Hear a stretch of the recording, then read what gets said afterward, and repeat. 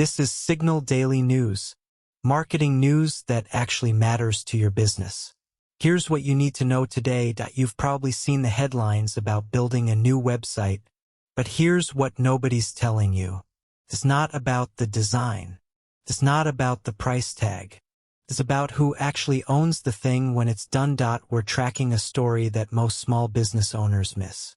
It's about hiring a web developer. And honestly, it's a trap.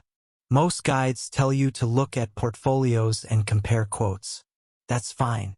But those aren't the questions that protect you. Here's the real deal. You need to ask about ownership. Plain and simple. Who owns the code? Who owns the hosting account? Who owns the content management system? Because if you don't own those, you're locked in. Imagine this. You hire a developer. They build a beautiful site. 6 months later, you want to change something, but you can't, because they hold the keys, and they can charge you whatever they want for every tiny update. For context, this happens all the time. It's called hostage-taking in the industry. Not literally, of course, but it feels that way. You're stuck. You can't leave, and you can't take your website with you. So, what does this mean for your business? It means you need to be a little paranoid. In a good way. Before you sign anything, ask these 3 questions. First, can I have full access to the hosting?